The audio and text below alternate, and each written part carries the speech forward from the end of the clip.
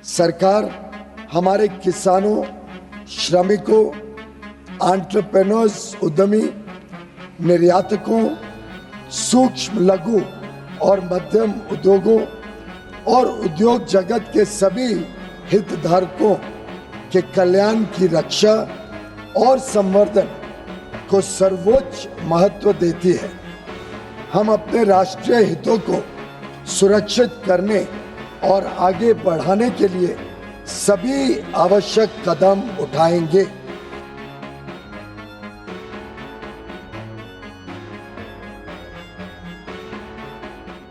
नमस्कार, स्वागत आप सभी का। आप देख रहे हैं खबरों के खिलाड़ी, जहां देश विदेश की हर उस बात को हम लेकर आते हैं जिसका सरोकार आपसे है। अब आप कहेंगे कि विदेश की वो कौन सी खबर जिसका सरोकार आपसे है, और वो इस हफ्ते की बड़ी खबर बनी। तो वो खबर है डोनाल्ड ट्रंप का वो आदेश, या यूं कहें कि वो धमकी। डोनाल्ड ट्रंप ने 50% टैरिफ की बात कही है, 25 और 25 पर 25 और जुर्माने की बात, पेनाल्टी की बात। और आप सुनकर हैरान हो जाएंगे कि ये पेनाल्टी वो इसलिए कह रहे हैं क्योंकि हम रूस से तेल खरीद रहे हैं। वो डोनाल्ड ट्रंप जो कि अपने सारे रासायनिक जो भी सामग्री है वो रशिया से खरीदते हैं। वो डोनाल्ड ट्रंप जिनके यहाँ बहुतायत इंजीनियरिंग से जुड़े सामान आते हैं रशिया से, वो भारत को इस बात पर चुनौती दे रहे हैं कि अगर आप रशिया से तेल खरीदेंगे तो हम आपका टैरिफ बढ़ाएंगे। यही आज चर्चा का विषय है कि क्यों इस तरीके की बात ट्रंप कह रहे हैं और भारत क्यों उनके आगे नहीं झुक रहा है। ये बड़ी बात है। रामकृपाल सिंह जी हमारे साथ हैं, विनोद अग्निहोत्री जी हमारे साथ हैं, राकेश शुक्ल जी हमारे साथ हैं, राजकिशोर जी हमारे साथ हैं और अवधेश कुमार जी हमारे साथ हैं। सभी वरिष्ठ पत्रकार जिनकी बातें आप कमेंट्स के जरिए हमें बताते हैं कि कितने तथ्यात्मक रूप से वो अपनी बातें रखते हैं। रामकृपाल सर, ट्रंप बाबू डर गए हैं या फिर अब उनको ये समझ में आ गया है कि उनका भी बहुत सारा नुकसान हो रहा है? एक अभी मैं आर्टिकल पढ़ रही थी जिसमें ये था कि लगातार अमेरिका फर्स्ट जो वो चुनाव से कह रहे थे, वो कहते हुए जब वो अपनी इस तरीके की बातें या इस तरीके के एटीट्यूड को फॉलो कर रहे हैं तो उनका अपना खुद का भी नुकसान हो रहा है। पूरा अमेरिका ढेरों सामान खरीद रहा है और वो हमें बता रहे हैं कि रशिया से तेल खरीदोगे तो तुम्हें टैरिफ लगेगा। ट्रंप जी ने ही कहा था, अभी कल या परसों, मैं आजकल बहुत सुन रहा हूँ उनको, उन्होंने एक बात कही थी कि हम सिर्फ 4% है धरती की आबादी के और हम इतना कुछ करते हैं, फलाना करते हैं। तो मैं उन्हीं की बात, बहुत सही है। तो ये बताइए कि इस धरती पर 4% आबादी क्या 96% की तकदीर लिखेगी? कब तक लिखेगी? और ये बंद होना चाहिए। और बहुत अच्छा है कि ये 4% का डिक्टेशन शी जिनपिंग ने अभी कुछ समय पहले, 1 महीना 1.5 महीना पहले उन्होंने कहा था एक बार कि अमेरिका के बिना भी धरती पर जीवन रहेगा। और जिस तरह की चीज़ें हो रही हैं, मैं तो ये देख रहा हूँ कि हमारे यहाँ एक कहावत है ना, उल्टा चोर कोतवाल को डांटे। मैं बहुत संक्षेप में अपनी बात कह रहा हूँ। यूक्रेन रसिया युद्ध का कारण क्या है? सेकेंड वर्ल्ड वार के बाद नाटो, सीटो, सेंटो जब ये बने थे, नॉर्थ अटलांटिक ऑर्गेनाइजेशन आपने बनाया, हर पूरे यूरोप के 2 हिस्से किए गए, east west, east west. East गया कम्युनिस्ट ब्लॉक में, वेस्ट आया इधर, ईस्ट जर्मनी, वेस्ट जर्मनी, तो वो ख़त्म हुआ। अब आप रसिया, यूक्रेन के मुहाने तक आपने जो भी सोवियत संघ से विघटन हुआ था, जो छोटे छोटे देश थे, उनको नाटो का सदस्य बनाते जा रहे थे। एक यूक्रेन बचा था, उसको भी आप नाटो में रखकर, मतलब आप नाटो जो है अटलांटिक, वो चला जाएगा रूस के वहाँ तक। नतीजा क्या हुआ कि रूस को आपने मजबूर किया कि वो अपनी रक्षा के लिए दूरगामी वो करे। और 2 साल तक बाइडेन ने सारे बम क्या नहीं दिया उसको, आपने मरवाया है लोगों को। और आज आप कह रहे हैं कि भारत ने तेल खरीद लिया इसलिए उसको पैसा मिल गया, जमाना है। इससे बड़ा झूठ दुनिया में कुछ नहीं हो सकता। दूसरी बात, आपने कहा कि हमने युद्ध रुकवाया। 17 जून को मोदी को जब फोन आया ट्रंप का, तभी उन्होंने कहा कि 22 तारीख को 22 अप्रैल को आपने संदेश दिया था, जो हमारे यहाँ दुर्घटना पहलगाम में जो आतंकवादी कार्रवाई हुई थी उस पर आपने संवेदना व्यक्त की थी। उस दिन आपसे बात हुई थी, उसके बाद और आज बात हो रही है। तो एक तरह से, और इस पर हमारे विदेश मंत्रालय ने बाकायदा प्रेस रिलीज भी जारी की। कहने का मतलब यह था कि आप जब आपकी बात ही नहीं हुई तो आप कहां से रुकवा दिए? किससे आपने डर के मारे कह दिया। और ये भी उन्होंने बता दिया कि बेंस का 4 बार फोन आया, मैंने उठाया नहीं क्योंकि मैं एक मीटिंग में था। फिर मैंने पलट के जब उनको फ़ोन किया तो उन्होंने कहा कि पाकिस्तान बड़ा हमला करने वाला है। तो मैंने कहा वो गोली दागेगा तो हम गोला दागेंगे। तो भैया किससे आपने कहा? इतनी बार आप बता चुके हैं तो ये भी बता दीजिए ना कि कौन, मोदी को आपने धमकाया था, अमित शाह को धमकाया था, राजनाथ सिंह को से बात आपकी हुई थी, किससे हुई थी? तो एक तो उनको ये खुंदक थी। दूसरी खुंदक जो ये कह रहे थे एनर्जी वाले सवाल पर, पूरी दुनिया में ऐसा बना रहे थे, डेटा निकाल दिया भारत ने। पहली बार डेटा भारत ने निकाला जिसमें यूरोप की कलई खुल गई, सबकी कलई खुल गई कि आप यूरेनियम और बाकी अपनी रेयर मिनरल्स आप वहाँ से ले रहे हो, और न्यूक्लियर आपके पावर में जो इस्तेमाल होता है उसके लिए आप ले रहे हो, वो भी फ्यूल है। और गैस यूरोप ले रहा है, पूरा ईयू खरीद रहा नहीं, है। बता रहा हूँ। जब इस पर उनसे पूछा एक जर्नलिस्ट ने तो कहते हैं कि अच्छा मुझे तो नहीं पता। आपको हिंदुस्तान के बारे में पता है, चाइना जो रहा यूरोप के देशों के बारे में, चाइना 40 से ऊपर ले रहा है, उस पर कुछ नहीं। अब वो कह रहे हैं कि मैं और सी जिनपिंग तो जब एग्रीमेंट हो जाएगा मैं मिलना चाह रहा हूँ, दस्तखत करूँगा। ये जो है ना, अब अमेरिका के वो दिन ख़त्म हो रहे हैं जो सी ने कहा था, जो पुतिन ने कहा था। और बहुत अच्छा है, भारत अगर 4% आबादी के बूते है तो हमें मर जाना चाहिए। वैसे भी हम दूसरों की दया पर नहीं रहें, ये आत्मनिर्भर हो। और ये मैं कह रहा हूँ आपसे कि आपदा में बहुत बड़ा अवसर है भारत के लिए। तुम कर लो जो भी तुम्हें करना है। जितना जीडीपी हमारी 6.5 की जगह 6% हो जाएगी। और मैं आपको बता दूं कि ट्रंप के निशाने पर हम इसलिए हैं, ये सब फालतू बातें हैं, सिर्फ इसलिए कि आईएमएफ, अमेरिकी संस्थानों ने ही खुद ये कहा है कि आने वाले समय में भारत दुनिया की बहुत बड़ी ताकत बनने जा रहा है। ये किसी भी बड़े देश को बर्दाश्त नहीं है। और आज की तारीख में कह रहा हूँ, आज ट्रंप हैं, कल कोई दूसरा देश आपके रोड़े अटकाएगा, कल तीसरा अटकाएगा।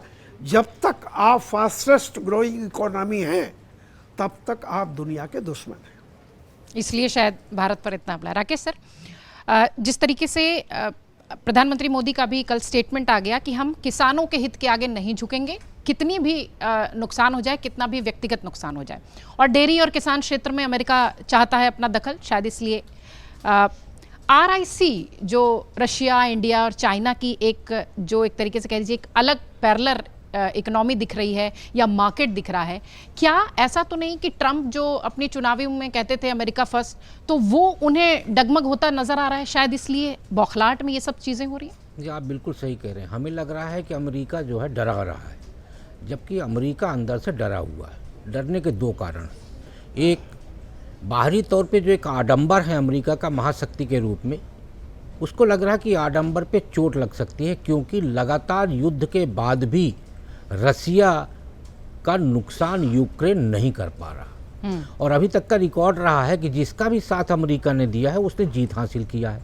तो दुनिया में ये मैसेज चला जाएगा कि अमेरिका अब उतनी ताकतवर नहीं रहा, और इसीलिए यूक्रेन का साथ देने के बाद भी देखो रसिया ने हरा दिया। तो ये आडंबर पे कहीं ना कहीं चोट लगेगी। दूसरा, उसको आंतरिक विद्रोह का भी एक खतरा महसूस हो रहा। आप लगातार जिन 80 देशों पे टैरिफ लगा रहे हैं, वो 80 देश से हवा पानी छोड़ के बाकी सारी सामग्री आपके यहाँ आ रही। और उस यदि टैरिफ के चलते जो सामान आ रहा है, यदि वो महंगा हुआ तो आंतरिक विद्रोह खड़ा हो जाएगा। अमेरिकी लोग खुद ही ट्रंप के विरोध में खड़े हो जाएंगे। इसलिए ये दोनों कारणों को देखते हुए डोनाल्ड ट्रंप जो है एक ये प्रदर्शन तैयार कर रहे हैं कि हम सारे देशों को धमका रहे हैं और हम डरा के ट्रेड समझौता कर लेंगे।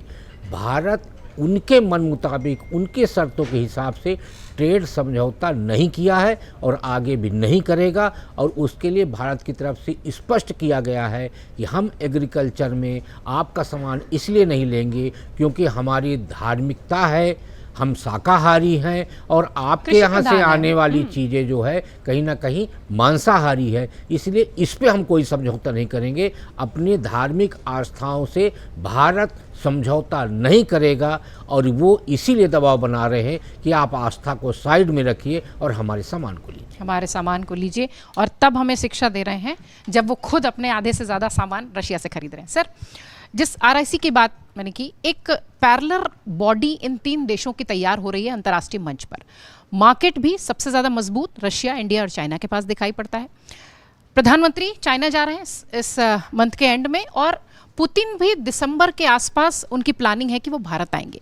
क्या इस तरह की जो स्ट्रैटेजी इन 3 देशों के बीच चलती हुई दिखाई पड़ रही है, अब डोनाल्ड ट्रंप उस हिसाब से रणनीति पर काम कर रहे हैं? देखिए प्रतीक्षा जी, एक चीज़ यहाँ समझनी पड़ेगी। मैं ब्रिक्स में भी हम ऑलरेडी हैं। ब्राज़ील के प्रधानमंत्री लुला से भी कल बात की है नरेंद्र मोदी ने। वो जापान जा रहे हैं 30 तारीख को, फिर 31 और 1 तारीख को वो रहेंगे चाइना में, SCO में। 2019 के बाद उनका ये दौरा होगा। उसके बाद से जब गलवान हो गया तब से दौरा नहीं हुआ था। चाइना को भी तमाम चीज़ें देखनी पड़ रही, भारत को भी तमाम चीज़ें देखनी पड़ी। भारत की स्थिति देखिए, वाकई विकट स्थिति में है हम लोग, इसमें कोई दो राय नहीं है। मतलब नेशनल बोगी करना, मतलब राष्ट्रवाद का परचम, अभी आदरणीय रामकृपाल जी को जब आप सुन रहे तो उनके चेहरे पे जो क्षोभ, आक्रोश जो दिखाई पड़ा, तो वो जानती किस बात का है? भारत के पुरुषार्थ पर जब कोई हमला करता है तो वो बिल्कुल पूरी तीव्रता के साथ में उस पर प्रतिकार करता है। और ये देश है जय जवान और जय किसान का।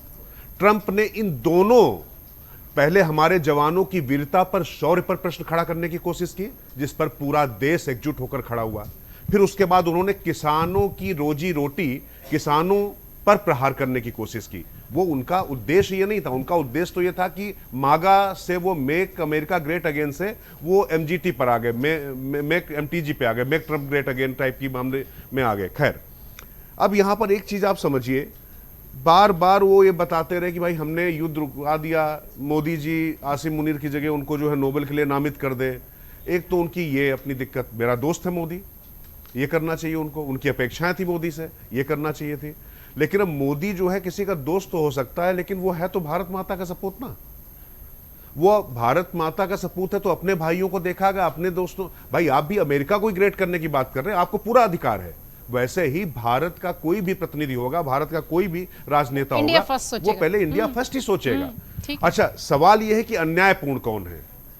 मुझे लगता है कि एस जयशंकर ने जब जवाब दिया था यूरोप में जाकर कि उनकी गैस से जब आपके चूल्हे जलते हैं, आपकी सर्दी दूर होती है, तो उससे जो है रशिया को पैसा नहीं मिल रहा होता, उससे यूक्रेन वार नहीं होता है। लेकिन उनका जब हम पेट्रोल ले रहे हैं, और एक बात और आपको बता दूं, जिस समय भारत ने रशिया से कच्चा तेल लेकर उसको अगर यूरोप में आपूर्ति ना की होती तो ठंड में मर गया होता यूरोप, ठिठुर ठिठुर के। स्थितियां ये थी। तो ये पूरी दुनिया के लिए हमने तो एक तरीके से वरदान साबित हुए जो हमने उस समय करके दिया था। अब आप जरा देखिए, भारत में एक बड़ी परिस्थिति, मोदी कह रहे हैं कि व्यक्तिगत तौर पर उनको कीमत चुकानी पड़ेगी, तो ये वाकई ऐसे नहीं कह रहे हैं। ट्रंप यहां पर रुकने वाले नहीं है। 50% का उन्होंने टैरिफ लगाया है, और इसके साथ उन्होंने कहा कि अभी तो सिर्फ कुछ ही घंटे हुए हैं, अभी हम दूसरी चीजें भी करेंगे। अभी वो क्या करेंगे, जो कंपनियां रशिया से वो जा रही हैं, वो दूसरे देशों के जरिए उस पर भी रोक लगाने की कोशिश करेंगे।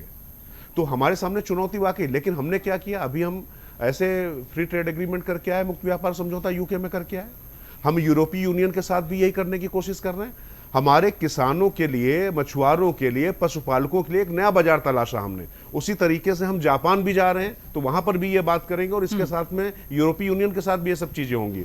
प्लान बी तैयार। हाँ, और जो आप अभी राकेश जी ने बड़ी अच्छी बात कही, वहां पर जो अमेरिका में तमाम जो गाय हैं उनको जो फूड दिया जाता है, उसमें बिल्ली, कुत्ते और सुअर, इन सबके जो है कुछ अंश होते हैं, वो फूड मिला होता है। यहाँ पर हम लोग जो है मतलब गो माता या भैंस का दूध कुछ भी पी रहे हैं, तो हम व्रत में और तमाम चीजों में उसकी पवित्रता है, और तमाम लोग यहाँ पर शाकाहारी, हम उसको नहीं ले सकते। लेकिन उससे ज्यादा बड़ी बात है कि किसानों का हित किस पे है। गुरनाम सिंह चड़ूनी सबसे बड़े विरोधी रहे हैं।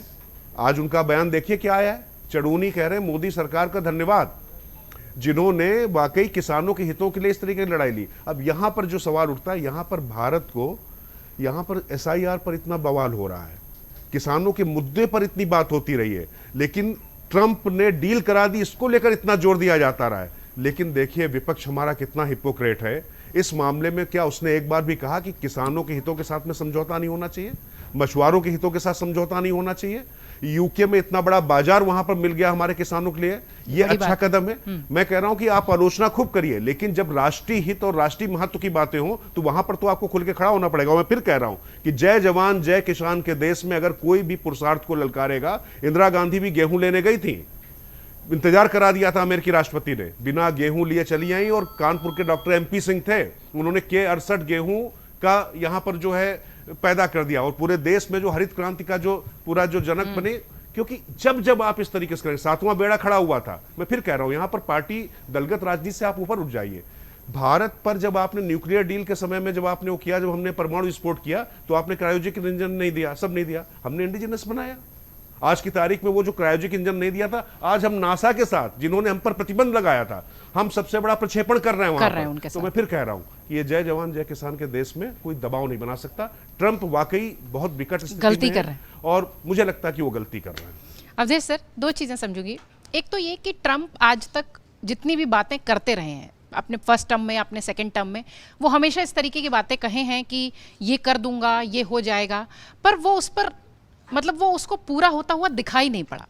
क्या ये जो उनकी 27 अगस्त की डेट है, या ये जो इस तरीके की चुनौती दे रहे हैं या धमकी दे रहे हैं, वो इतनी मजबूती से दिखाई पड़ेगी, या फिर वो फिर कदम पीछे उठाने वाली जैसी बात हो जाएगी? एक तो पहली बात ये, और दूसरी सबसे महत्वपूर्ण बात ये कि ट्रंप के अपने खुद के बाजार, जैसा कि राकेश जी भी कह रहे थे कि वहां पर आंतरिक कलह की स्थिति पैदा हो जाएगी अगर इस तरीके की चीजें हुई। उनके अपने, अभी मैं वही देख रही थी कि उनके अपने खुद के बहुत सारे बिजनेस हैं जो अंधे मुंह गिरे हुए हैं। तो कैसे इस कहानी को समझा जाए? ट्रंप का ब्रेन क्या कह रहा है, क्यों भारत से उलझते दिखाई पड़ रहे हैं? नहीं, हम संतोष के लिए चाहे ट्रंप के बिजनेस की बात कर ले, देखिए ऐसा है कि इसका असर तो होना है, उसके हिसाब से जब व्यवहारिक बात करेंगे तभी इसका रास्ता निकलता है। हम 440 अरब डॉलर के आसपास हमारा जो है कुल विदेश व्यापार है, जिसमें 88 अरब डॉलर तो आप समझिए कि अमेरिका को हम निर्यात करते हैं मोटा मोटी।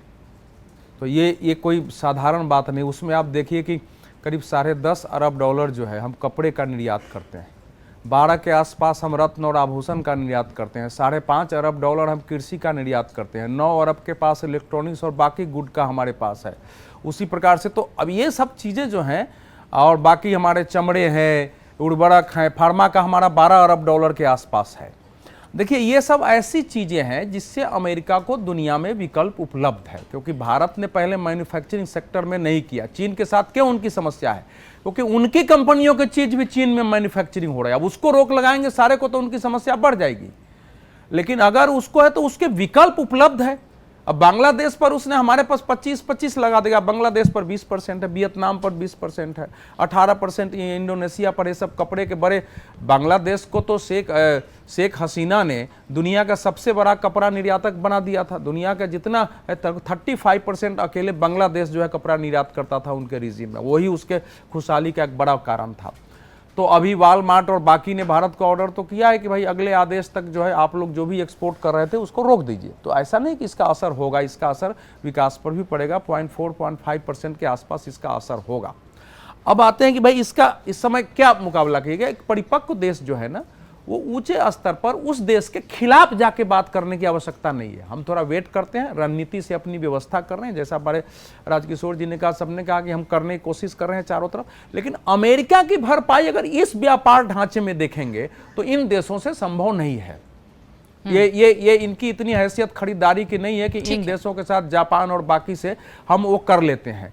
तो भारत के पास विकल्प क्या बचता है? अब इसका 3 है। देखिए, अमेरिका स्वयं चाहता था एक समय कि भारत रूस से तेल खरीदे, अगर नहीं खरीदा तो इंटरनेशनल मार्केट में जो है आग लग जाएगी। और भारत ने उस तरीके से, भारत तो चाहता ही था, लेकिन अमेरिका में की इच्छा थी, और अमेरिका जानता था कि भारत खरीद के क्या कर रहा है। तो वो आज वो बोल रहे हैं, उनकी स्पष्ट हो गई। तो आज उनको एक समस्या हो रही है, यही रूस, यही तेल अगर बाकी भी देश खरीद रहे हैं, उनके साथ उनको समस्या नहीं है। तो ये एक सीरियस इशू हमारे सामने खड़ा हुआ है। अमेरिका का राष्ट्रपति है, 3 साल तक उनको करीब करीब रहना है। तो हमको 3-3.5 साल तक इस रिजिम से निपटना है। हमारे देश की इकोनॉमी को ठीक करने की जरूरत है। देखिए, नरेंद्र मोदी ने एक काम किया हमारे देश में, जो बनाना है बनाओ, 50 नाम उन्होंने दे दिए। मेड इन इंडिया कर दिया है, स्टार्टअप कर दिया है, आपको मुद्रा योजना से करो, और उसके परिणाम हुए कि हमारे यहाँ 1.5 लाख से ज्यादा तो स्टार्टअप खड़े हो चुके हैं, 24 से ज्यादा यूनिकॉर्न खड़े हो चुके हैं, और धीरे धीरे हम उस क्षेत्र में जा रहे हैं। तो इसके मुकाबले की उस लेवल पर तैयारी है, लेकिन भारत बहुत बड़ा निर्यातक देश मैन्युफैक्चरिंग का नहीं हो सकता है। इसलिए हमारे लिए जो अभी जो सुझाव अर्थशास्त्रियों का है कि इससे मुकाबला के लिए भारत को सबसे पहले अपना जो तीर्थ और पर्यटन है उसको बढ़ावा देना है, उसको बढ़ाइए, वो एक बड़ी ताकत आपको बनेगी। दूसरा यह है कि हमको एसएमई पर जितना अभी सरकार ने काम किया है वो एक मुकाबला हमारा बढ़ेगा, और इसी प्रकार से अपने देश के अंदर हमको बहुत सारे ढांचे जो है इसके लिए विकसित करने पड़ेंगे कि बाहर से हम जो भी कुछ हमारे यहाँ लोग आए फलान, तो उससे हमारी आय बढ़े। लेकिन एग्रीकल्चर का जहां तक सवाल है, भाई हमारे यहाँ जेनेटिक मॉडिफाइड फूड्स जो है या बीज सब हमारे यहाँ बैन है, तो हम उसके लिए तो उनको नहीं खोल सकते। आप 55 लाख करोड़ रुपए का आप सब्सिडी देते हैं अपने किसानों को, और उसके आधार पर आप टैक्स लगाते हैं, और अमेरिका में हम तो उतनी सब्सिडी नहीं देते हैं, हमारे तो सामान उतने सस्ते नहीं होंगे। और उनके यहाँ अभी लड़ाई चल रही है केला का। आप देखें कल का एक वीडियो चल रहा है अमेरिका में कि वहाँ के वाणिज्य मंत्री से वहाँ एक दूसरी पार्टी का एक पूछ रहा है कि भाई पेंसिल्वेनिया का प्रतिनिधि है सांसद का कि आप इस केला पर कितना टैक्स लगाते हो बनाना। उसने कहा कि हम लगाते हैं 10%। तो केला हम पैदा नहीं करते हैं और हमने केला खा छोड़ दिया, बोला कि 8% वालमार्ट ने अलग से लगा दिया हमको लेने का। तो बहुत सारी चीजें उनके यहाँ भी समस्या पैदा होगी, ऐसा नहीं है, लेकिन अब बातचीत हो रही है। देखिए अब उनके लोग भी आने वाले हैं मेरे ख्याल से आज और कल, हालांकि उन्होंने घोषणा कर दिया है कि जब तक नहीं होगा तो ये बातचीत के दबाव बढ़ाने के लिए भी हो सकता है। ये लंबे तब तक बातचीत नहीं होगी जब तक टैरिफ का मामला नहीं सुलझता है, तब तक निगोशिएशन नहीं होगा। ट्रंप ने तो क्या, तो इसीलिए लास्ट में बोल रहा हूं कि हमको जो है अपना काम करना है। प्रधानमंत्री की चीन की यात्रा अमेरिका के विरुद्ध नहीं है। पहले हमारे सुरक्षा सलाहकार जा चुके हैं, विदेश मंत्री जा चुके हैं, रक्षा मंत्री जाते हैं, उसके बाद प्राइम मिनिस्टर को जाना। हाँ, और दोनों मिलेंगे कि नहीं ये भी अभी तय नहीं। हाँ, और रूस के साथ हमारे रिश्ते, हम रिएक्शन में कोई काम नहीं करते, हमारी लॉन्ग टर्म पॉलिसी है दुनिया को लेकर के। उनको रिएक्शन में काम करना है वो करें। तो हमारा भारत का जो एक विश्व की महाशक्ति हम बनने की ओर अग्रसर हैं, तो हम उसका मुकाबला अपने तरीके से परिपक्व होकर करेंगे। कुछ तथ्य देना चाहता हूं। मोटे तौर पर हम 140 करोड़ हैं।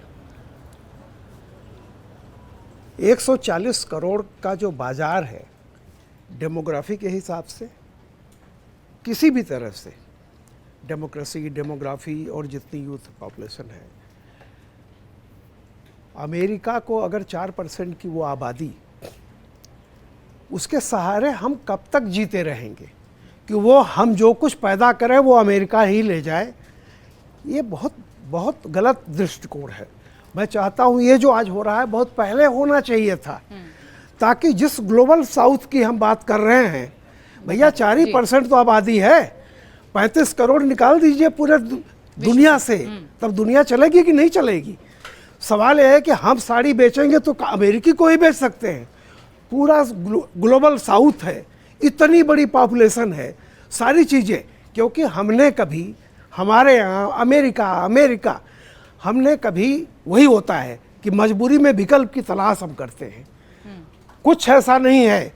और जो अवधेश जी कह रहे हैं 0.5% मैक्सिमम, 6.5 हम ग्रो कर रहे हैं, 0.5 से ज़्यादा नहीं हो सकता। और कई अर्थशास्त्री का कहना है 0.2%, इससे ज़्यादा नहीं। ऐसा नहीं है कि दुनिया में हमारा सामान अगर अमेरिका में नहीं बिकेगा तो पूरी दुनिया में नहीं बिकेगा, बिल्कुल नहीं है। एक चीज़। दूसरी चीज़, अमेरिका जो पैदा कर रहा है, किसके लिए पैदा कर रहा है? आप जो एग्री और डेयरी का जो सामान पैदा कर रहे हो, कहाँ बेचोगे? 140 करोड़ भारत को निकाल दो, रसिया को निकाल दो, 140 करोड़ चाइना को निकाल दो, वही RIC। नहीं, कौन खरीदेगा आपका गेहूं? कौन मान लेगा आपका?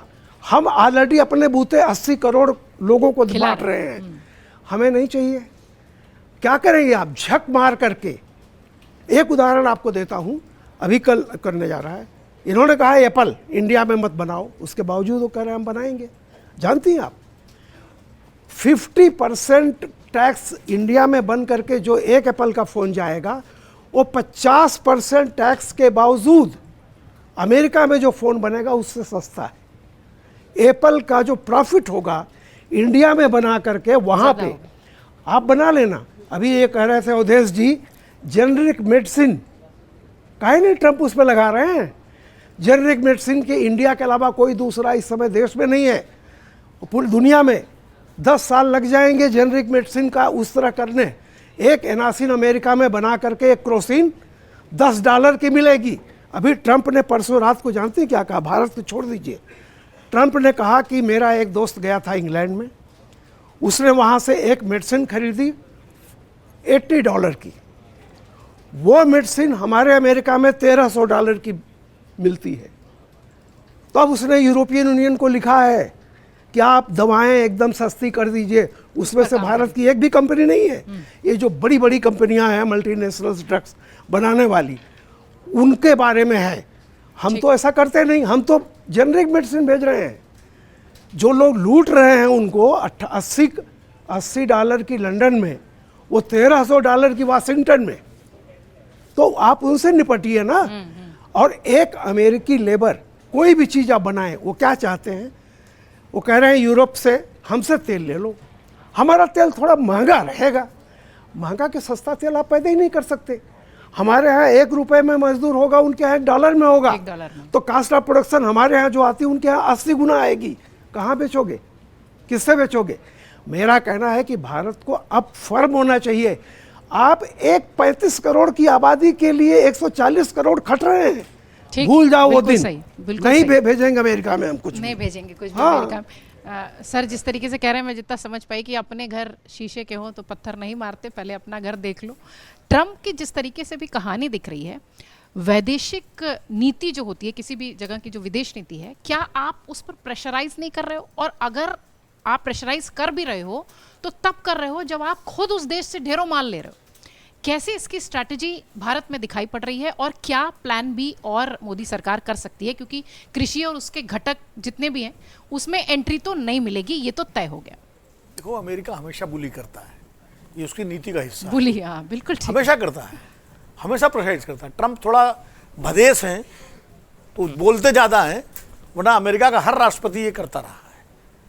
जब पंडित नेहरू जो है, जब देश में पब्लिक सेक्टर का निर्माण हो रहा था, तो स्टील इंडस्ट्री के लिए एक तो जमशेदजी टाटा ने अपना प्लांट लगाया था।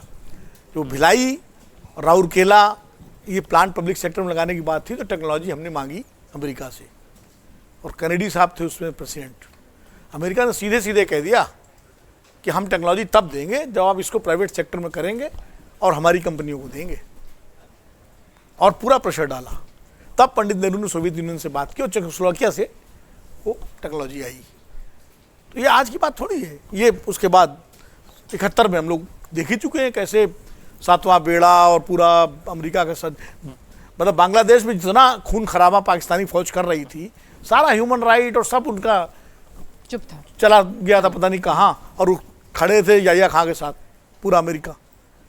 और कार्टर जब आए थे मोरारजी के टाइम में, तो मोरारजी और कार्टर की जो बातचीत हुई थी, जरा वो कभी अगर रिकॉर्ड में सुनिए कि कितना बुली करने की कोशिश की थी। वो तो मोरारजी देसाई तो गांधीवादी आदमी थे, अड़ियल थे, वो रुके नहीं, झुके नहीं। और उसमें जो कमेंट किया था कार्टर ने अपने उससे, वो बड़ा डेरोगेटरी कमेंट था। तो अमेरिका की बाकी प्रेसिडेंट जो थे वो काम दबी जबान से करते थे, करते सब वही थे। ट्रंप उसको वो कर रहे हैं। तो वो जो अमेरिका की नीति और भारत को, जैसा रामपाल जी कह रहे हैं, बहुत पहले इन सब बारे में सोच लेना चाहिए था। Plan B. हेनरी किसिंजर ने खुद ही कहा था कि अमेरिका से दुश्मनी करोगे तो खतरा है, लेकिन अगर दोस्ती करोगे तो मर ही जाओगे। ज्यादा खतरा है। फैटल अब वर्ड है। देखो, हाँ, अमेरिका तो ऐसी अमर बेल है कि जिस पेड़ पर चढ़े वो पेड़ सूख गया, समझे? तो उसका आज यूरोप जो है, देखिए ना, नाटो सेंट्रो के चक्कर में जो है पूरा यूरोप अमेरिका पर निर्भर हो गया। तो कुल मिलाकर के ये उनकी पुरानी है। और जो बात आज हमें समझ में आ रही, एक तो हमारा जो मध्य वर्ग है ना, माफ करना मैं बड़ा कटु हूँ उसको लेकर के, हमारा मध्य वर्ग इतना बड़ा हिपोक्रेट है ना, बातें बड़ी बड़ी राष्ट्रवाद की करेंगे लेकिन सपने सबके अमेरिका में हैं।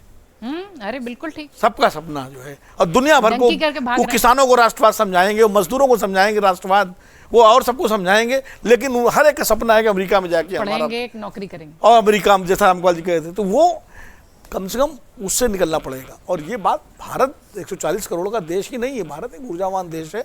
आज हम जहाँ पहुँचे हैं 47 से लेकर के 2025 तक जो हमारी विकास यात्रा है, ठीक है, रिले रेस होती है ये, जैसे रिले रेस में दौड़ते हैं ना तो बैटन पकड़ाता है, हो सकता है बीच में कोई धावक जो है थोड़ा कम दौड़ा हो, दौड़े सब है और हम वहाँ तक पहुँचे हैं। और इसलिए अगर ट्रंप साहब की गलतफहमी में है कि भारत झुक जाएगा, मैं तो धन्यवाद और साधुवाद देता हूँ प्रधानमंत्री नरेंद्र मोदी को कि उन्होंने किसानों, डेयरी उत्पादकों, मछुआरों के हितों के लिए स्टैंड लिया है और उम्मीद है कि उस स्टैंड पर भारत कायम रहेगा और रहेगा। क्योंकि हम अपने कृषि बाजार क्यों खोल दें भाई? 60% से ज़्यादा आबादी हमारी कृषि पर निर्भर है। डेयरी उद्योग की जहाँ तक बात है, गुजरात से जो प्रोजेक्ट शुरू हुआ वीजी कुरियन के, उसमें जैसे हरित क्रांति का श्रेय स्वामीनाथन जी को जाता है, वैसे श्वेत क्रांति का श्रेय वर्गीस कुरियन को जाता है। और गुजरात के साथ ये पूरे देश में जो आज हम दुग्ध उत्पादन में सबसे बड़े दुनिया के हैं, सारी मल्टीनेशनल कंपनीज जो पहले डेयरी प्रोडक्ट्स में थी, यहाँ पोलसन कंपनी थी, कैडबरीज थी, नेस्ले थी, सब आउट हैं। अमूल ने सबको जो है पीछे कर दिया। हाँ, बिल्कुल ठीक है, एक इतना इंटरनेशनल ब्रांड बन गया, तो हम उसको छोड़ देंगे? हम क्यों? वो ठीक है, सांस्कृतिक मामला है, वो नॉन वेजिटेरियन दूध वो अपनी जगह है, लेकिन आर्थिक मामला भी है। हमारी अर्थव्यवस्था का एक बड़ा रीढ़ की हड्डी है भाई हमारा डेयरी।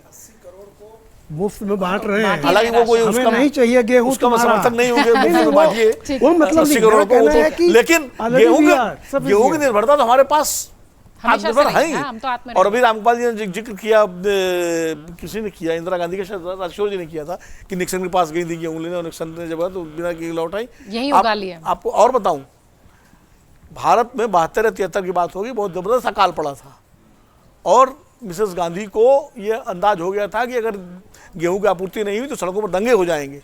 तब उन्होंने अमेरिका से कहा और अमेरिका ने मना कर दिया और उसने इतना ज़्यादा कीमत बताई कि हम इसमें देंगे, हमारे पास पैसे नहीं देने के। तो सोवियत संघ ने हमको गेहूं दिया था, चंद्रजीत यादव को भेजा गया था। ये चंद्रजीत यादव ने खुद मुझे बताया था कि वो गए, वो कुशगिन से मिले, ब्रेजनेव से मिले और ब्रेजनेव ने कहा ठीक है, आप पूरा जितना आपकी रिक्वायरमेंट आप ले जाइए और हमको गेहूं के बदले गेहूं वापस करिएगा। यही हम चाहते थे कि हमारी अगली फसल होगी वापस कर देंगे। और 2 साल तक जो है हमने वापस नहीं किया। उसके बाद जब वापस करने का टाइम आया तो उन्होंने कहा वियतनाम भेज दीजिए। तो ये इंटरनेशनल राजनीति मतलब डिप्लोमेसी चलता है। आज अगर जो RIC की बात कर रही है, अब रिक की, रशिया, इंडिया, चाइना, ये जो एक एक्सेस, तो मैं भी नहीं कहूँगा एक्सेस शब्द थोड़ा जरा ज़्यादा हो जाता है, लेकिन एक मैत्री जो है, देखिए जब प्रधानमंत्री नरेंद्र मोदी देश के प्रधानमंत्री बने थे 2014 में, तो सबसे पहले उन्होंने किसको बुलाया था? शी जिनपिंग को ही तो बुलाया था गुजरात में। तो उनकी मंशा शुरू से चीन के साथ एक अच्छे संबंधों की थी और उन्होंने उस दिशा में कदम भी बढ़ाया। वुहान भी गए, डोकलाम का जो मसला फंसा उसको बड़ा सलीके से रिजॉल्व किया गया, लेकिन चीन ने जिस तरह गलवान किया और वो सब किया तो उससे बातें बिगड़ी। लेकिन और फिर पाकिस्तान का साथ ऑपरेशन सिंदूर में दिया, लेकिन भारत ने उसके बावजूद चीन के साथ अपने रिश्ते फिर से नॉर्मलाइज किए हैं और ये अच्छी बात है। और कल तो कहा चीन हमारा प्रतिद्वंदी है, स्टेटमेंट चीन हमारा प्रतिद्वंदी, उससे हमारा सीमा विवाद है, लेकिन पड़ोसी भी है, मजबूत पड़ोसी है। तो दोनों चीजें संतुलित करके करनी चाहिए और वो भारत कर रहा है। रूस हमारा ऑल वेदर फ्रेंड है। आज सोवियत संघ के जमाने से लेकर और आज तक किसी भी हालत में रूस हमेशा भारत के लिए जो है टेस्टेड फ्रेंड है, तो हम उसको क्यों छोड़ दें? इनकी तो दिक्कत ये है कि सारे हथियार अमेरिका से खरीदो और ये हमको भेजें वहाँ के कंडम कबाड़।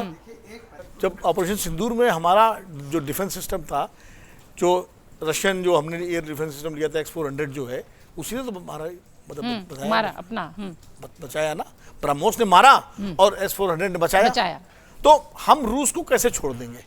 तो मुझे लगता है कि जापान भी के साथ हमारे रिश्ते हमेशा रहे। तो प्रधानमंत्री नरेंद्र मोदी ने जो ये वो जो चाइना जा रहे हैं SCO की बैठक में, ये मामूली फैसला नहीं है। देखिए G20 में शी जिनपिंग नहीं आए थे, भारत होस्ट था, तो भारत भी रिस्पॉन्ड कर सकता था कि हम नहीं जाएंगे। हम विदेश मंत्री को भेज देते या राजनाथ सिंह को भेज देते, किसी को भेज देते, जैसे वो आ गए थे। लेकिन प्रधानमंत्री नरेंद्र मोदी ने अगर जाने का फैसला किया है तो ये बड़ा फैसला है और इसका मतलब ये मैसेज भी है दुनिया को और अमेरिका को खास करके कि भाई ट्रंप साहब, हम आप ही के भरोसे नहीं हैं। और निश्चित रूप से भारत को किसी भी देश के भरोसे नहीं रहना चाहिए, अपने भरोसे रहना चाहिए और हमेशा भारत अपने भरोसे रहा भी है। बिल्कुल ठीक है। आपको ये बता दूं कि 1990 के बाद से LPG जब से अपनाया गया लिबराइजेशन, प्राइवेटाइजेशन, ग्लोबलाइजेशन, उदारीकरण की नीति, वैश्वीकरण की नीति, निजीकरण की नीति, तब से लगभग विश्व के सभी देश स्वतंत्र हैं कि वो कहाँ से क्या खरीद रहे हैं, कहाँ से क्या बेच रहे हैं और किसके साथ उनके कैसे संबंध हैं। उसके बावजूद अगर ट्रंप भारत की विदेश नीति पर, भारत की विदेश जो स्ट्रैटेजी है उस पर इस तरीके से हमला करेंगे तो निश्चित तौर पर अब भारत ये तय कर चुका है कि उन्हें किस तरह से जवाब देना है और भारत ने जवाब दिया भी है। ट्रंप के टैरिफ से भारत डरने वाला नहीं है, ये भारतीय सरकार की तरफ से भी, प्रधानमंत्री मोदी की तरफ से भी स्पष्ट हो चुका है। अंतर्राष्ट्रीय मंच पर भी ये मैसेज जा चुका है। बहुत शुक्रिया आप सबका, तमाम मेहमानों का भी बहुत शुक्रिया। मुझे लगता है कि कमेंट बॉक्स आपके लिए हमेशा की तरह खुला हुआ है और आप उस पर ज़रूर अपने कमेंट्स के जरिए अपनी बात रखेंगे। बहुत धन्यवाद। आप सब अपना खूब ख्याल रखिए। शुक्रिया।